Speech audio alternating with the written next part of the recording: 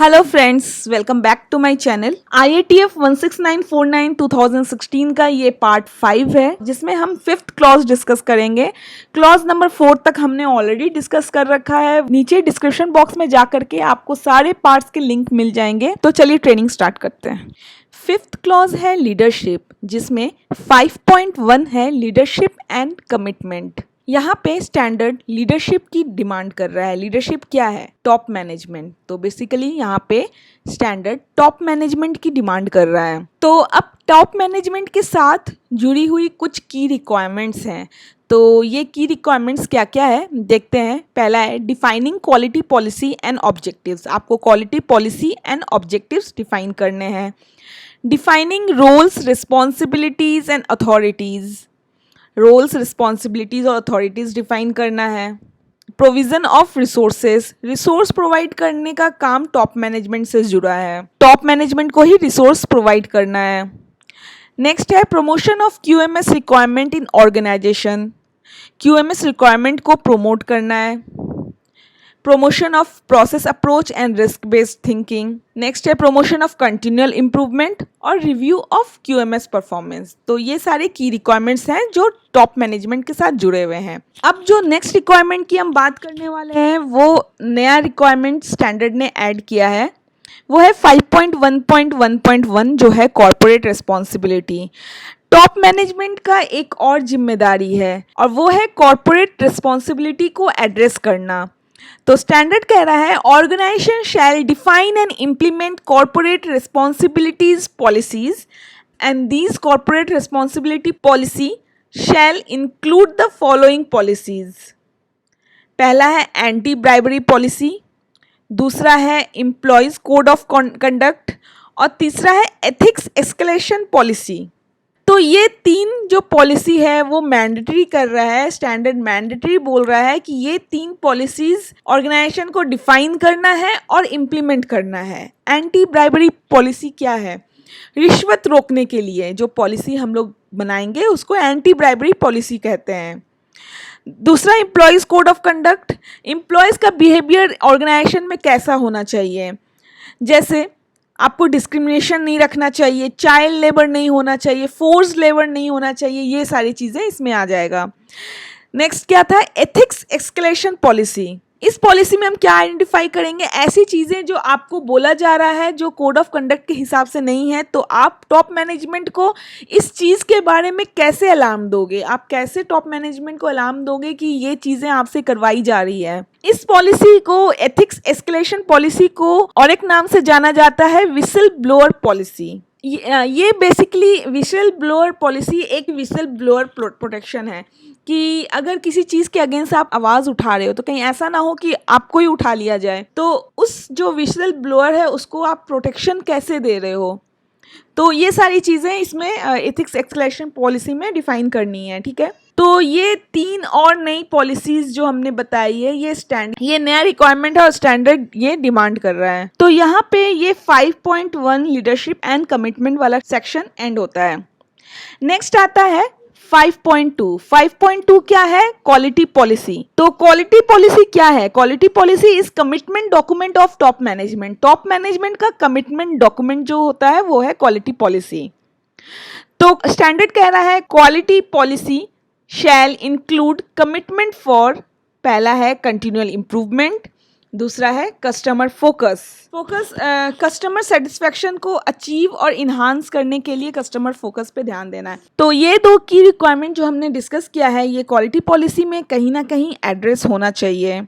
बाकी कुछ भी आप लिखो, स्टैंडर्ड को मतलब नहीं है, बट ऊपर वाले दो रिक्वायरमेंट आप के क्वालिटी पॉलिसी में होना मस्ट है। अब एक बहुत ही इंपॉर्टेंट पॉइंट है क्वालिटी पॉलिसी से रिलेटेड, वो है quality policy shall be communicated, documented and understood by the organisation. ये बहुत इंपॉर्टेंट पॉइंट है। स्टैंडर्ड कह रहा है कि आप क्वालिटी पॉलिसी जो आपने बनाया है वो आपको इंश्योर करना है कि आपने लोगों को बताया है, अपने एम्प्लॉयज़ को बताया है और कहीं ना कहीं डॉक्यूमेंट में डिफाइन किया है और लोगों को समझ में आया है वो क्वालिटी पॉलिसी। तो आपको इन चीज़ों को इंश्योर करना है। कई बार ऑडिटर्स भी पूछते हैं क्वालिटी पॉलिसी के बारे में, तो उनका ये मतलब नहीं होता है कि आप क्वालिटी पॉलिसी को रट कर बताएं। आपको रटना नहीं है, बस इंटेंट समझना है। क्वालिटी पॉलिसी के बारे में पूछने से ऑडिटर का मतलब ये है कि वो बस ये इतना देखना चाह रहे हैं कि आपके ऑर्गेनाइजेशन में एम्प्लॉयज़ क्वालिटी पॉलिसी को समझते हैं या नहीं। कुछ कंपनीज काफ़ी अच्छे प्रैक्टिसेस इम्प्लीमेंट कर रखे हैं, जैसे मॉर्निंग में सुबह सुबह ऑफिस एंटर करने से पहले सबसे पहले सेफ्टी प्लेज होता है, क्वालिटी पॉलिसी रीड करते हैं, तो ये काफ़ी अच्छी प्रैक्टिस है। तो यहाँ पे 5.2 खत्म होता है, 5.3 पे आते हैं, organisational roles, responsibilities and authorities. आपको ऑर्गेनाइजेशन में लोगों के रोल्स डिफाइन करने हैं। रोल्स क्या है? Basically position. तो यहाँ पे 2 डॉक्यूमेंट आपको तैयार करना है। पहला है ऑर्गेनाइजेशन चार्ट, जिसमें लोगों के पोजीशन हो, और दूसरा डॉक्यूमेंट है जॉब डिस्क्रिप्शन। तो बेसिकली स्टैंडर्ड ये डॉक्यूमेंट्स की डिमांड कहीं नहीं कर रहा है, बट इस सेक्शन के अंदर आपको ये प्रिपेयर करके रखना है। नेक्स्ट एक और टर्म है MR, मैनेजमेंट रिप्रेजेंटेटिव। तो नए स्टैंडर्ड की बात करें तो MR as a term use नहीं किया गया है, बट जो रिस्पॉन्सिबिलिटीज और अथॉरिटीज है, प्रीवियस वर्जन में जो भी रिस्पॉन्सिबिलिटीज और अथॉरिटीज डिफाइन था उनसे मैच कर रहा है, मतलब सेम रिस्पॉन्सिबिलिटीज एंड अथॉरिटीज है। बस इस नए वाले जो एडिशन में MR as a word use नहीं किया गया है, बाकी कोई चेंज नहीं है। ISO 9001/2008 में स्टैंडर्ड में ये लिखा था कि top management shall appoint a member of organisation as MR। तो ये जो पर्टिकुलर MR वर्ड है ये बहुत प्रॉब्लम क्रिएट कर रहा था। तो नए वाले स्टैंडर्ड में काफ़ी लोग ये कह रहे हैं कि MR नहीं चाहिए, पर ये कहीं नहीं लिखा है। इसके अलावा लोग ये भी कह रहे हैं कि हर department head as a MR काम करेंगे, ये भी स्टैंडर्ड कहीं नहीं बोल रहा है। तो डिफरेंस क्या है कि पहले अपॉइंट वर्ड था, MR अपॉइंट करना है, तो ऑडिटर अपॉइंटमेंट लेटर मांगने लगे, बट ऐसा नहीं था। स्टैंडर्ड अपॉइंटमेंट लेटर भी यहाँ पे नहीं कह रहा था।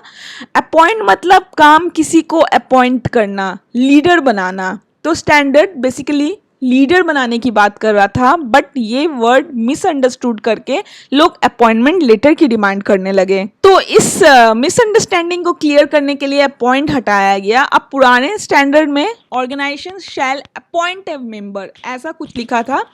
तो कंपनी में पोजीशन क्या होना चाहिए और उस पोजीशन में पर्सन कितने होने चाहिए, ये काम टॉप मैनेजमेंट का है, सिस्टम का नहीं। तो आप मैनेजमेंट रिप्रेजेंटेटिव को सिस्टम कोऑर्डिनेटर कह रहे हो, या MR कह रहे हो, या सिस्टम इंचार्ज कह रहे हो, ये आपका काम है, आप कुछ भी कह सकते हो। रिस्पॉन्सिबिलिटी सेम है, स्टैंडर्ड कोई पर्टिकुलर नाम नहीं दे रहा है, आपकी मर्जी, आप जिस नाम से उसको आइडेंटिफाई कर रहे हो, रिस्पॉन्सिबिलिटी सेम है।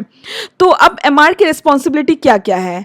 तो पहला है defining and ensuring QMS requirement in organisation, ensuring that the process are delivering their output requirement, output requirement को अचीव कर पा रहे हैं या नहीं, ये इंश्योर करना MR की रिस्पॉन्सिबिलिटी है। नेक्स्ट है reporting QMS performance to top management. तो आप कैसे QMS परफॉर्मेंस को टॉप मैनेजमेंट को कैसे रिपोर्ट करोगे, इसका तरीका है ऑब्जेक्टिव एंड टारगेट को रिव्यू करना। तो QMS अच्छे से काम कर रहा है या नहीं, बेसिकली ये इस रिक्वायरमेंट में आप फुलफिल हो रहा है। तो इससे आपको क्या पता चल रहा है कि officially there is no change in responsibility of MR। ठीक है, अब आगे बढ़ते हैं। नेक्स्ट है 5.3.1 responsibility and authority for customer requirement. तो स्टैंडर्ड कह रहा है customer requirement shall be identified and shall be ensured that those are met. Previous standard में इस रिक्वायरमेंट को CR कस्टमर रिप्रेजेंटेटिव के नाम से रिप्रेजेंट करता था। अब जब MR वर्ड ही यूज़ नहीं कर रहा है तो वैसे ही CR वर्ड भी यूज़ नहीं कर रहा है, सिंपल सी बात है। तो अब कस्टमर रिक्वायरमेंट में क्या क्या इंक्लूड होना है? पहला है review of customer score cards, next है कैपेसिटी एनालिसिस, नेक्स्ट है लॉजिस्टिक इन्फॉर्मेशन, ये बेसिकली डिस्पैच से जुड़ी हुई इन्फॉर्मेशन की बात कर रहा है, स्पेशल कैरेक्टरिस्टिक आइडेंटिफिकेशन और प्रोजेक्ट मैनेजमेंट। ये की रिक्वायरमेंट, हमने 5 की रिक्वायरमेंट की बात की है, ये कस्टमर के साथ जुड़ी है जिसे अप्रोप्रिएटली एड्रेस करना है। मतलब आपको रिस्पॉन्सिबिलिटी किसी को असाइन करना है, मतलब किसी के जॉब डिस्क्रिप्शन में ये नज़र आना चाहिए। नेक्स्ट आते हैं 5.3.2 responsibility and authority of product conformity and actions. तो प्रीवियस स्टैंडर्ड में ये रिस्पॉन्सिबिलिटी फॉर क्वालिटी के नाम से ये था पॉइंट था। तो क्वालिटी को एज ए डिपार्टमेंट, कोई एक डिपार्टमेंट मानकर हम बात करते हैं। स्टैंडर्ड को किसी नाम से कोई इंटरेस्ट नहीं है, हमने पहले भी बताया। तो स्टैंडर्ड कह रहा है कि हमारी कुछ ऐसी रिस्पॉन्सिबिलिटी एंड अथॉरिटी है जो प्रोडक्ट के कन्फर्मिटी के साथ जुड़ी है। तो बेसिकली ये क्वालिटी डिपार्टमेंट की ही बात कर रहा है, जिसमें 2 की रिक्वायरमेंट है। पहला की रिक्वायरमेंट है personal responsible for conformity of product requirement shall be available in every working shift.